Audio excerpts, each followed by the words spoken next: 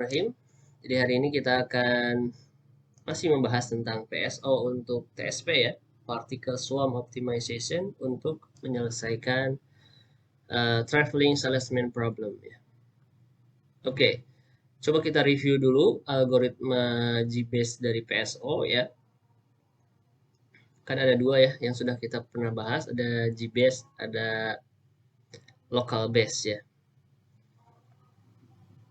Nah, kalau bedanya kalau GBase itu komponen sosialnya didapat dari solusi globalnya ya.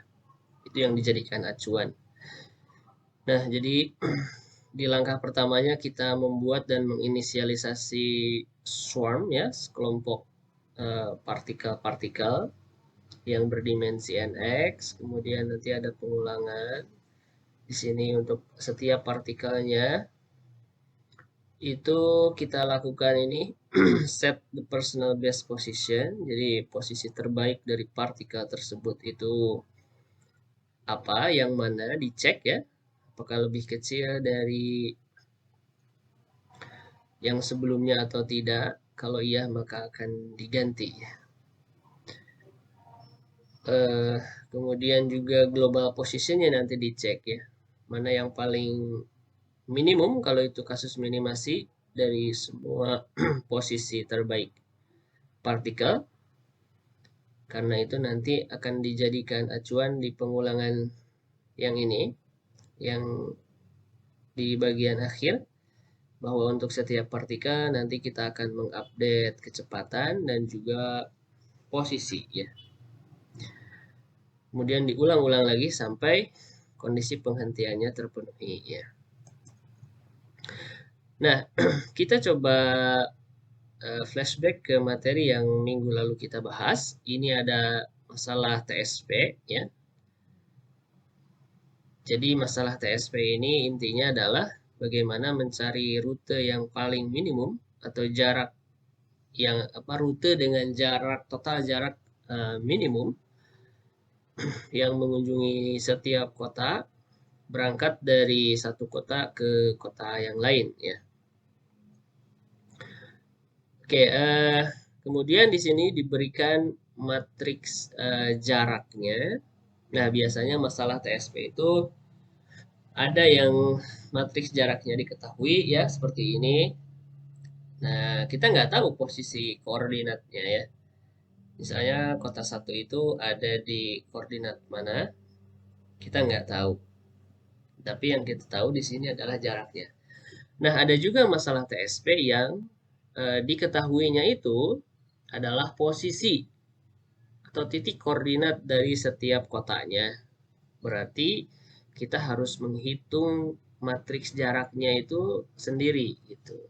Nah, gimana caranya? Bisa menggunakan jarak Euclid ya. Euclidean distance. Nah, untuk kasus ini misalnya sudah diketahui matriks jaraknya. Jadi di sini terdapat 5 kota di mana ini adalah jarak di baris pertama, ini jarak dari kota satu ke kota yang lain ya. Kalau ke kota satu kita set 0 ya, karena ke dirinya sendiri. Kemudian ke kota 2, kota 3, kota 4, dan kota 5. Ya, kemudian ke ini baris kedua berarti jarak dari kota 2 ke kota-kota yang lain. Dan seterusnya. Dan kalau kita amati matriksnya ini adalah simetris ya. Artinya jarak dari kota satu ke kota yang lain maupun sebaliknya itu sama. Nah, ada juga masalah TSP yang asimetris ya. Nah, itu variasi lain ya. Jadi kalau kita lihat ini kan simetris terhadap diagonal utamanya ya. Bagian atas, bagian bawah ini sama. Seperti pencerminan ya. Tapi ada juga masalah TSP yang asimetris. Kalau yang ini yang simetris. Oke. Nah, banyaknya kota merepresentasikan banyaknya ruang dimensi di mana posisi partikel merepresentasikan rute ya.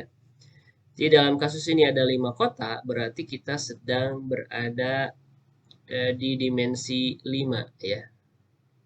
Jadi kalau yang sebelumnya kita masih membahas dimensi 1, dimensi 2 gitu ya. Nah, TSP ini kita pandang sebagai masalah yang dengan ruang dimensinya 5 ya, sesuai dengan banyaknya kota yang mau dicari rutenya. Nah, di mana posisi partikel, kan kalau di PSO itu kan komponen dari partikel itu kan ada posisi ya. Nah, posisi partikel itu merepresentasikan rute ya. Jadi setiap partikel itu merepresentasikan sebuah solusi ya, sama dengan algoritma yang berbasis populasi yang lain seperti GA ataupun N colony optimization yang sudah kita bahas. Jadi setiap partikel, setiap semut, setiap individu itu merepresentasikan solusi. Ini juga sama. Setiap partikel merepresentasikan solusi, di mana solusinya itu adalah rute. Nah, gimana nanti representasi rutenya? Nanti kita akan bahas di slide berikutnya. Kemudian, berapa banyak partikel yang harus kita libatkan? Nah, untuk masalah yang sederhana, ini menurut Piotrowski yang papernya terbit tahun 2020 ya, masih baru. Dia menginvestigasi PSO ini, kemudian katanya untuk masalah yang sederhana itu kira-kira 20-50 partikel. Sedangkan untuk masalah yang lebih kompleks itu butuh 70-500 partikel kira-kira ya. Nah, papernya ini ini adalah papernya. Terbit di jurnal Swarm and Evolutionary Computation November 2020, judulnya Population Size in Particle Swarm Optimization ya. Ini jurnal Q1 ya, jurnal top. Nah, jadi dia memang mengamati bagaimana ukuran populasi dalam PSO. Nah, coba kita lihat di abstrak ya. Di sini kita abstrak itu kan merepresentasikan isi dari paper ini. Nah, PSO is among the most universally applied population base. Jadi ini memang salah satu yang cukup terkenal ya. PSO has been successfully used in various scientific fields. Jadi ini sudah berhasil dipakai di berbagai bidang. Apakah itu humanities ya, kemanusiaan, engineering, teknik, chemistry, kimia, medicine, to advanced physics, bahkan fisika lanjut ya. Nah, since introduction, jadi ini PSO ini pertama kali diperkenalkan tahun 95 ya. Nah, kemudian metode ini banyak digunakan. Nah, sampai katanya gini, which led to the development of hundreds of PSO version. Bahkan sampai perkembangannya itu kira-kira ada 100 versi dari PSO. Jadi banyak sekali variasi dari PSO. Karena PSO ini ya memang nggak ada aturan baku harus seperti apa. Sebagai perancang algoritma, kita bisa memodifikasi algoritma ini. Tentu bergantung pada kasusnya. Nah, jadi para peneliti sudah melakukan banyak riset nih. Bahkan sampai katanya 100 versi dari PSO. Yang kemarin kita bahas cuma 2 ya. Ada GBase, ada ABS. Oh, satu lagi ada modifikasi ya kemarin ya. Nah, modifikasi itu ya termasuk variasi juga dari PSO ya. And numerous theoretical and empirical finding. Jadi dan juga banyaknya ya tidak hanya versi variasi dari PSO, tapi juga penemuan empirik dan juga teoretik ya tentang kekonvergenan dan juga bagaimana parameterization-nya, jadi pengaturan parameternya. However, so far there is no detailed study. Akan tetapi sejauh ini tidak ada studi yang secara detail tentang the proper choice of PSO swarm size ya. Tidak ada paper yang membahas tentang bagaimana sih ukuran dari populasinya atau ukuran swarm dari PSO ini. Nah, although meskipun ini banyak digunakan population size ini, meskipun it is widely known that jadi ukuran populasi ini kan cukup krusial ya karena dia bisa mempengaruhi performa dari algoritmanya. Dari si meta heuristic ya. PSO ini adalah algoritma meta heuristic ya. In most application, nah ini di banyak aplikasi, author follow the initial suggestion from. Jadi memang sejak tahun 95 di mana algoritma ini diperkenalkan, itu orang-orang itu pada mengikuti arahan dari sana ya, dari paper yang pertama terbit gitu. Jadi dulu itu bilangnya direkomendasikan ya kira-kira 20 sampai 50 partikel katanya. Nah, sedangkan dalam studi ini we relate the performance of 8 PSO variants. Jadi dia fokus ke 8 varian dari PSO untuk menginvestigasi bagaimana ukuran dari swarm ya, ukuran dari partikelnya dalam rentang 3 sampai 1000 partikel ya. Dan dia sudah mengujinya pada 60 masalah yang dimensinya berada dalam rentang 10 sampai 100 dimensi ya. Dan 22 yang dimensinya 1 sampai 216 itu diambil dari real world problems ya, masalah dunia real. Nah, although result differ, di hasilnya itu cukup berbeda antara varian satu dengan varian yang lain, akan tetapi the majority of consider PSO algorithm, akan tetapi mayoritas dari algoritma PSO yang diteliti, yang 8 varian tadi, itu menunjukkan bahwa best performance-nya, ya, performa terbaik dari algoritma PSO itu dihasilkan dengan jumlah partikelnya 70 sampai 500 partikel kira-kira. Ya. Nah, ini menunjukkan bahwa pilihan the classical choice ya. Jadi saran yang ada di paper yang sebelum-sebelumnya, yang di awal-awal itu is often too small. Jadi seringkali terlalu kecil ya. Oh, ternyata di sini larger swarm frequently improve efficiency of the method. Jadi semakin besar swarm dari partikelnya, ukuran populasinya, maka dia bisa mengimprove efisiensi ya, efisiensi dari metodenya for more difficult problems. Nah, ini ada kata kuncinya. Untuk masalah yang lebih kompleks and practical application. Jadi makanya di sini saya simpulkan untuk masalah yang sederhana mungkin kita bisa set 20 sampai 50 partikel ya. Sesuai dengan rekomendasi dari paper yang awal-awal itu.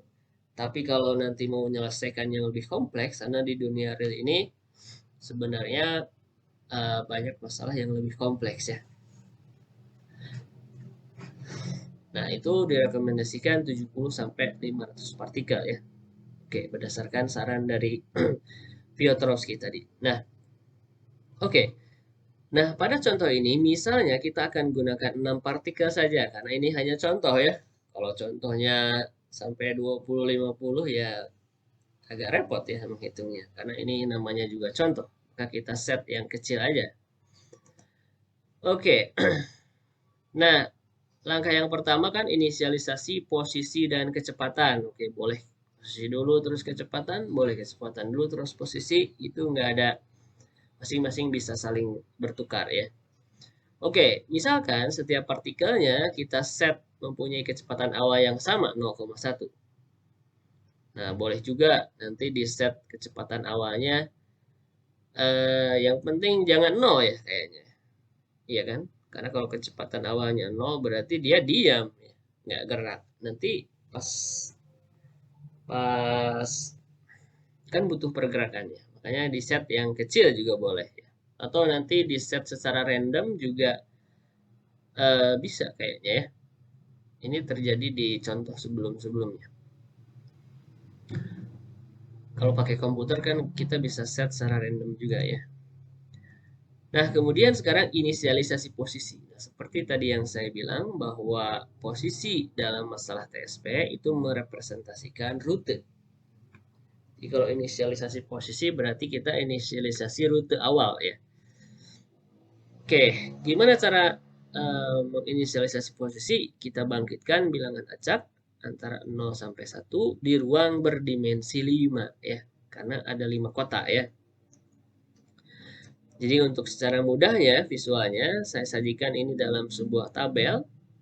Misalnya ini partikel 1 posisinya ada 5 komponen ya, karena ini ada dimensi 5. Masih ingat kalau dimensinya 2 berarti posisi itu punya 2 komponen ya kan, komponen terhadap X, komponen terhadap Y.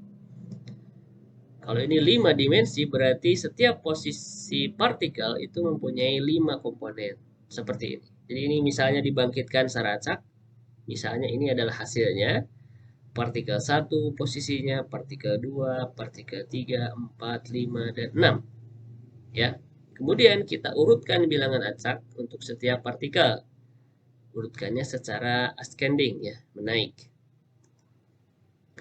Nah, setelah diurutkan misalnya, jadi ini 0,0392 kan awalnya yang di depan ini 0,8023 ya. Karena yang lebih kecil ini jadi digeser ke sana ya.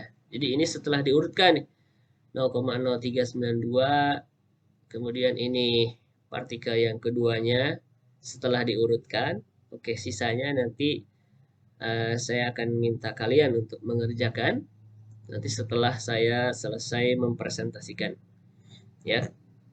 Oke. Jadi misalnya ini partikel 1 dan ini partikel 2 setelah diurutkan posisinya ya. Nah, gimana merepresentasikan rute dari posisi ini? Nah, jadi di sini bilangan acak partikel 1 misalnya sebelum diurutkan kan gini ya posisinya.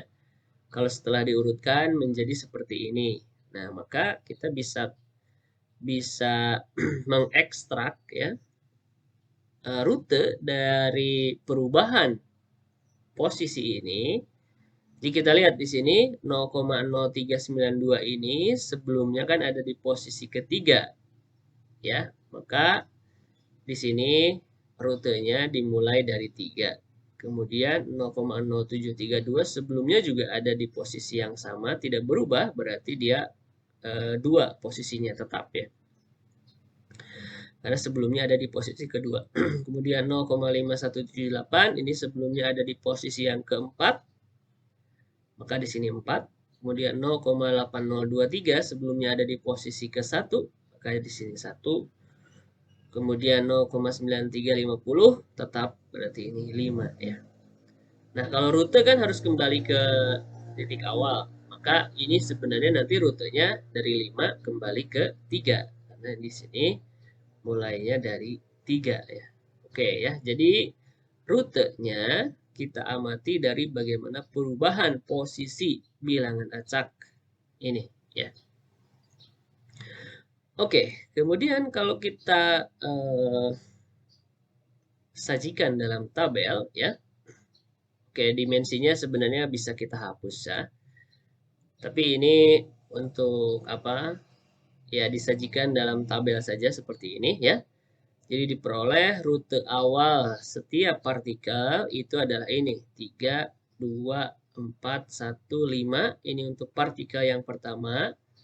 Nah nanti untuk partikel kedua sebenarnya belum dihitung ya. Nanti kalian verifikasi benar nggak ini 1, 5, 2, 3, 4. Nanti kalian akan selesaikan sisanya sebagai latihan ini.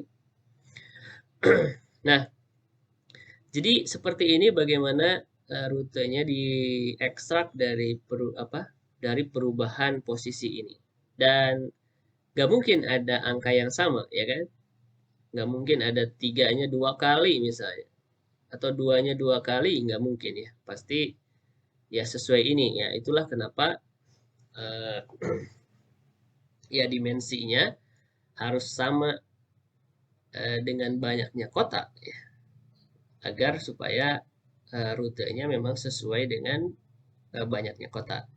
Kemudian kita hitung total jaraknya ya dari setiap istilah nanti dapetin rutenya ini, hitung total jaraknya. Total jaraknya gimana? Total jaraknya dihitung kita lihat tabel jarak ya. Jadi dari 3 ke 2 itu berapa jaraknya, ditambah dari kotak kedua ke kotak keempat, plus jarak dari kota 4 ke kota 1, plus jarak dari kota 1 ke kota 5, plus jarak dari kota 5 ke kota 3 kembali ke kota asal ya.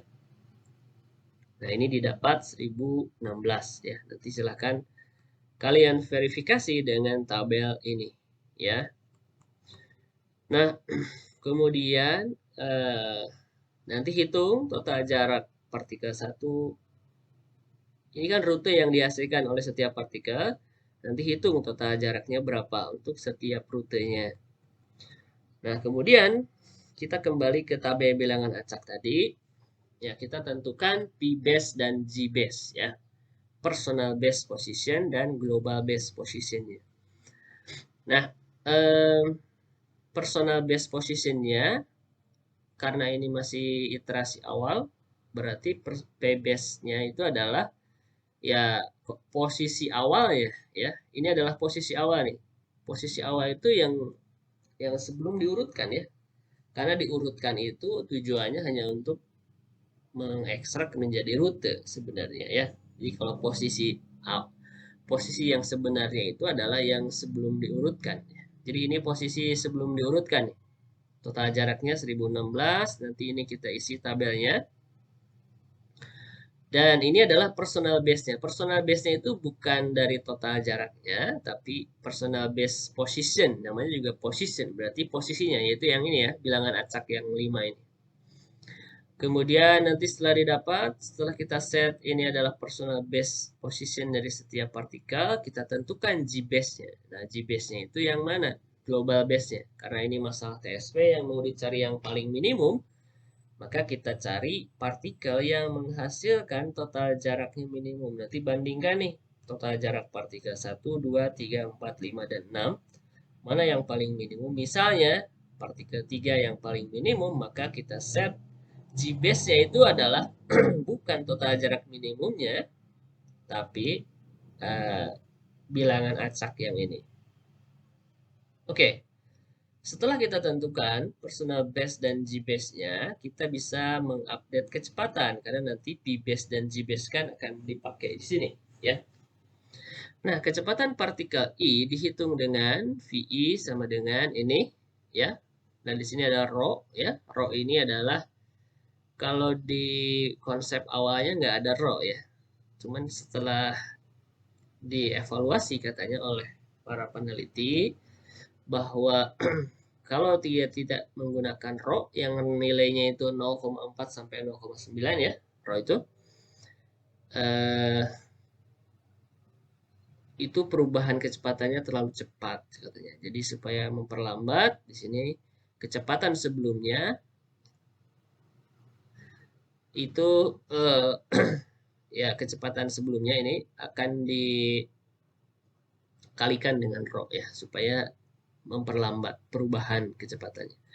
Kemudian ditambah R1 kali P base I min XI personal base partikel ke I dikurangi XI ditambah R2 kali G base min XI ya.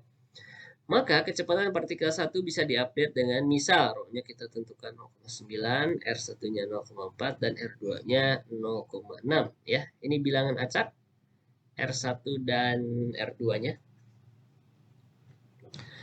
Oke, ini misal aja.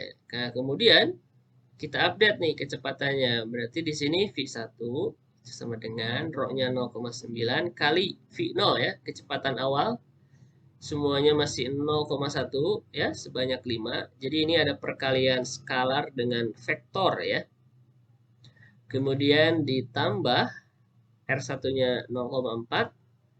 P base I ini vektor, min XI ini juga vektor ya.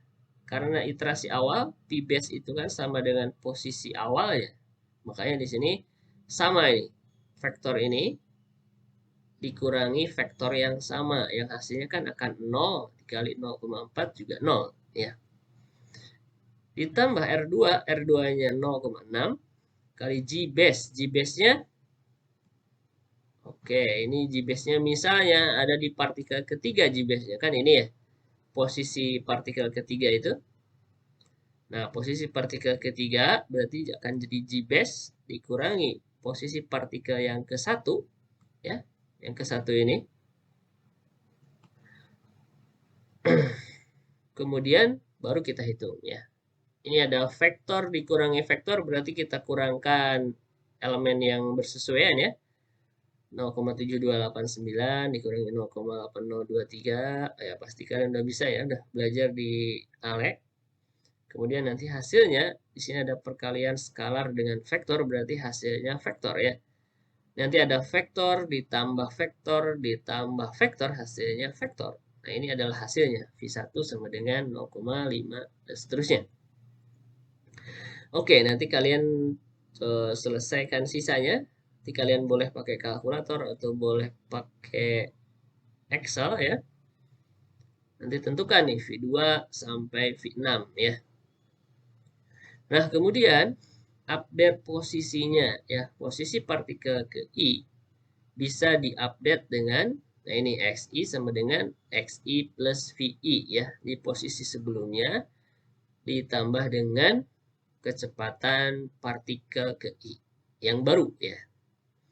Maka posisi baru partikel 1 itu adalah, oke, posisi kita mulai dari partikel ke 1 ya. Ini posisi partikel yang baru. Posisi yang lama ini sesuai dengan tabel tadi ditambah kecepatannya ini yang didapat dari ini ya. Kecepatan, vektor kecepatannya ini kan V1. Oke, ini harusnya di bold ya. Kalau vektor ya. Oke, nanti sesuaikan ya. Oke ya, jadi ini adalah vektor kecepatan. Oke, ini ada vektor ditambah vektor ya, hasilnya vektor ya. Nah, kemudian kita atur nih agar posisinya, ya kan posisi yang baru ini kalau kita lihat ada yang nilainya lebih dari 1, ya kan? Nah, kita atur posisinya supaya masih berada dalam rentang 0 sampai 1 ya. Gimana caranya? Bagi setiap, oke, setiap komponen dibagi, gitulah maksudnya. Bagi setiap komponen posisi dengan total komponen posisinya. Jadi kita hitung dulu totalnya berapa. 13296 ditambah ini, ditambah ini, ditambah ini, hasilnya 4,9111. Kemudian kita bagi setiap komponennya dibagi dengan total komponennya ini. Jadi 0,2707 ini kita dapat dari 1,3296 dibagi 4,9111 ya. Nanti kita dapat ini. Jadi di apa istilahnya?